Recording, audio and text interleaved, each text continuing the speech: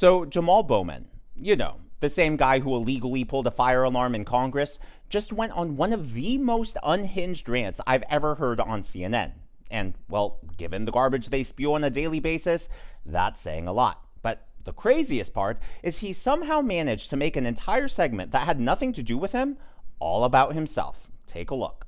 This is America. Catholic and pro-life the problem ministries is bombed. we are not dealing Catholic with pro-life America's ministries bombed. original sin and its disease of hate and racism towards black and brown people and sexism towards women and anti-LGBTQ sentiment. We are not dealing with that. Your colleagues in the Republican Party do not hold each other accountable when it comes to the racism that comes from the party on a consistent basis. Congressman, I mean, where are you on You the... can't be calm about this. I'm a black man in America. The reason why heart disease... I'm white, I can't comment Listen on to what I'm saying. The reason why heart disease and cancer and obesity and diabetes are bigger in the black community is because of the stress we carry from having to deal with being called the N-word directly or indirectly every day. If your colleagues would listen and try to learn and engage and grow and stop being so hateful, we could have a better country. Jamal. But unfortunately, we're still here. Jamal. I didn't realize you could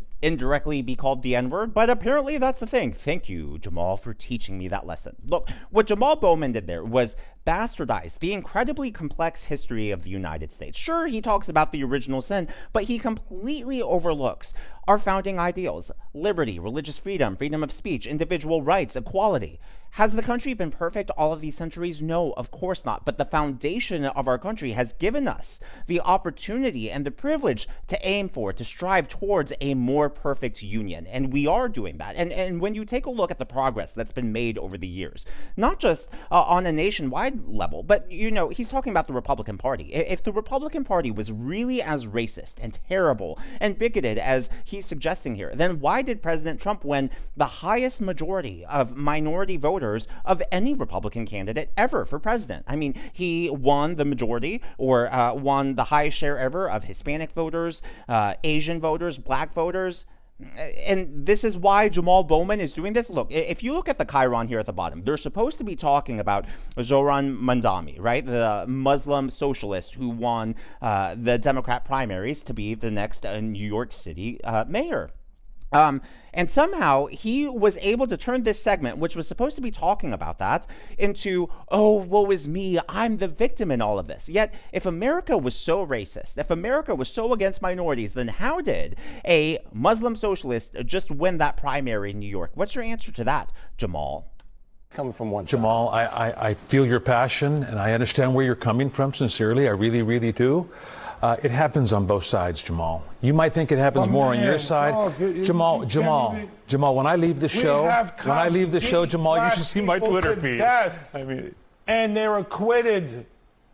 Rodney King, Abner Louima, Eric Gardner, Trayvon Martin, black cops in Memphis.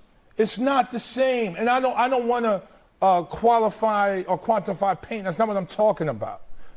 Everyone goes through pain. But the racism in this country is a disease that will destroy us. And it's destroying us right now as we speak. January 6th, everybody was pardoned. Everybody's pardoned. Riots in L.A., they're insurrectionists. But we pardoned everyone January 6th. So, Congressman, this is America. January 6th. I was evacuated January 6th. That was not a racist incident. I don't know why you're making that connection. My man was walking through the Capitol with a Confederate flag. I was evacuated, Congressman. What does the Confederate flag represent? Come on, Congressman. I'm asking you a question. This was about a riot in the Capitol. When you erect a wooden cross in American history, what does that mean? Google black lynchings in the South and watch the images that come up with black people hanging from trees and white people looking and eating sandwiches. This is America. Are we going to deal with it or not? Why are you in denial? Stop it. I'm not saying Let me let Mark respond. Now, the sad part about all of that is there was no intellectual point that Jamaal Bowman Bowman was making. It was all emotionally charged to strong-arm people into his camp. And quite frankly, that's what the Democrat Party does. They try to emotionally manipulate voters to get them on their side and to get them to ignore the crazy policies that they're trying to push forward. Look, Jamaal Bowman mentioned outcomes, disparities in health outcomes based on race. And while that is true, that has very little to do with racism. The left, it totally ignores those facts. Let me give you proof. Look, so when it comes to health, sometimes it's nature versus nurture, right? And we know that genetics plays a large role in many diseases such as diabetes.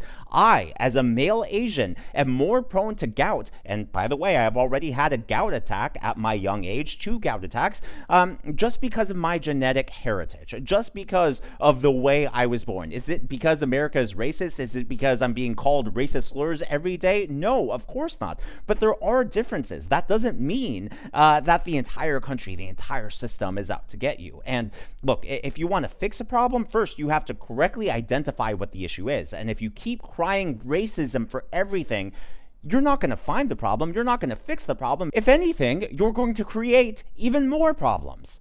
Now, they were supposed to be discussing Zoran Mamdani, the Muslim socialist who won the Democrat primary for mayor in New York. I do think that Mamdani is a gift for the Republicans. If the RNC isn't cutting ads right now, if they're not coming up with a strategy to paint the entire Democratic Party as in line with Mamdani, someone needs to be fired on the messaging communications marketing team, because that should be a slam dunk right there. I do think that because it is such a gift for the Republicans, that Democrats right now, look, they're still in the wilderness. They haven't found a line to attack back against President Trump, right? And so I think that's why we see people like Jamaal Bowman going on tantrums right now. They are trying everything to see what they can get to stick to the wall. And quite frankly, I think the American people are sick of false racism and being baited into race wars. Now, I never thought I would say these words, but I actually agree 100% with Eric Adams, who is running as an independent in New York City. He had a brutal takedown of Mamdani. He's a snake oil salesman. Mm-hmm. He will say and do anything to get elected. Think about this for a moment. He wants to raise 1%. He wants to raise tax on 1% of New York's high-income earners. As the mayor, you don't have the authority to do that. You know who has the authority to do that? An assemblyman, which he is. He wants to do free buses. He could have done it at assemblyman. He doesn't understand the power of government and how you must making sure you improve your economy, raise the standard of living, and this is what we've done in the city. And I'm looking forward to being on the campaign trail and showing New Yorkers we can't go backwards. And New Yorkers never surrender or quit. I'm never going to quit for the city that I love. The scary part about all of this is not only is Eric Adams running as an independent, but apparently Andrew Cuomo, who conceded to Mamdani, is considering running as an independent as well. My fear there is that those two big names, Eric Adams and Andrew Cuomo, are going to split the independent vote, basically handing the election, giving a wide open runway for Mamdani to run away with the whole thing. And that would be a tragedy, not just for New York, but for the entire country. And look, they could have discussed this on CNN, but no, Jamaal Bowman had to make the entire segment about himself and his own victimhood. Now, look, some people are raising the fact that Mamdani is Muslim, but nothing that's being said is racist at its core. He is an extremist. That we do know. He is openly a socialist or Democrat socialist because he wants to make it more palatable. He's been palling around with the pro-Hamas crowd and really sympathizes with that group. We do know he's a radical in more ways than one. And New York City obviously was ground zero for the 9/11 attack. So, you know, people are just pointing that out and saying, we maybe have not gone the right direction the last 24 years. That in itself, again, is not racist, but that's what CNN and the Democrats want it to be. And unfortunately, it's not just Jamaal Bowman. So Congresswoman Latifah Simon says that apparently white people can no longer quote Martin Luther King Jr. I want to be clear that 4 out of the 5 of you last year posted on your social media the words of Dr. King. And there are so few folks who actually have studied, who are clear on the theology of freedom of King. Very few of you have read and studied and have sat in Ebenezer Baptist Church, so I would ask you, you keep Dr. King's name out of your mouth. If you, like me and the many scholars who will be watching, studied King, you know that he and the mothers and the fathers of the civil rights movement and of the movement for emancipation not only would be struck by the conversations in this room, but would be shattered by the consequence of lies, of hatred, of abuse of this administration in the name of folks who worked to make this country more free. Children of Abraham, for real. I want to be clear for the young people that are listening today here in this audience, this conversation is not about an acronym. It's just not.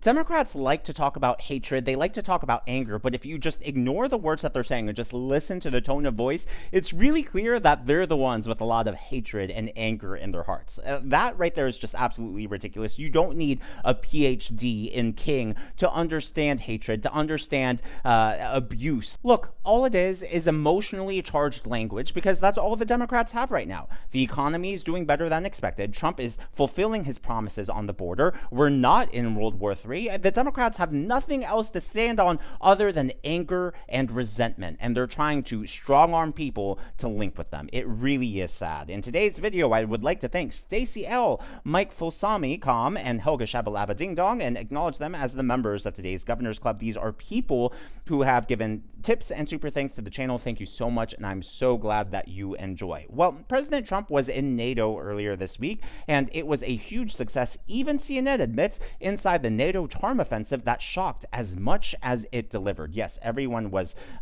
shocked at the way President Trump handled NATO. I mean, people on the right were expecting him to do a good job. He always does a great job whenever he's overseas. But when the mainstream media is acknowledging it, when they can even say something nice about President Trump, you know that it was a home run. One of my favorite moments was when President Trump started speaking, engaging in a back and forth with a Ukrainian reporter during a question and answer session.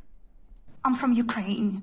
So my question to you is whether or not the U.S. is ready to sell anti-air missile systems Patriot to Ukraine. We know that Russia has been pounding Ukraine really heavily right now. Are you living yourself now in Ukraine? My husband is there. Wow. And I can see you're very, it's amazing. And me with the kids, I'm in Warsaw actually, because he wanted me to be. Is your husband a soldier? No?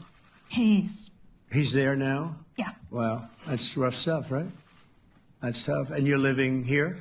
In Warsaw. And you're a reporter? I am. Good. So let me just tell you, they do want to have the missiles, okay, as they call them, the Patriots. And we're going to see if we can make some available, They're very hard to get. We need them too. We were supplying them to Israel. And they're very effective, 100% effective. Hard to believe how effective. And they do want that more than any other thing, as you probably know. That's a very good question, and I wish you a lot of luck. I mean, I can see it's very upsetting to you. So say hello to your husband, okay? I mean, that's just a side of President Trump that we don't get to see often. So I just wanted to share that, and I hope it made your day if you haven't seen it yet. Now, today's question of the day is, who do you think will win New York City's election for mayor? Do you think it's going to be Mamdani? Do you think the Republican stands a chance? Or do you think it's going to be Eric Adams or Andrew Cuomo? Let me know your thoughts on that down below. And by the way, I am sorry I've been MIA the last few days. I know it's been a busy news week, but as many of you know, I know not everyone knows because there are a lot of new viewers to the channel, new subscribers. Welcome, I'm glad you're here. But as many as you know, my main pursuit in life is as a professional working actor and as a musician, and I had some great opportunities this week that I just had to take advantage of, but now I'm back in the normal routine, so I'll be uploading videos again. But I just wanted to explain why I was gone, and also, since I didn't get to talk about the strikes on Iran's bases and their nuclear facilities, I did want to follow up because I obviously made videos on that last week. And look, I'm not meaning this as an I told you so, because I know some people were legitimately concerned about boots on the ground and another Iraq and another invasion. And I never want to be the I told you so kind of person or channel. But I do want to point out that There are no boots on the ground.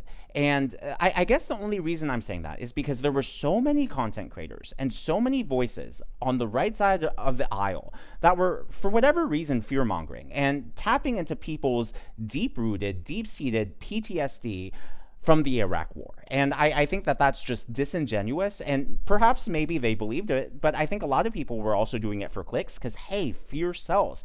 But if you take a look at things, just take a step back, remove the emotions, and you just intellectually analyze what's been said, what's been done, I mean, the threat just never was there to begin with. And that's what I want this channel to be about. Do I have my own emotions? Sure, of course. Do I have my own perspectives? Yeah, but the facts have to come first. And your own commentary, your own analysis is going to be wrong if the facts are wrong. And so that's why I always try to approach my videos with a facts first perspective.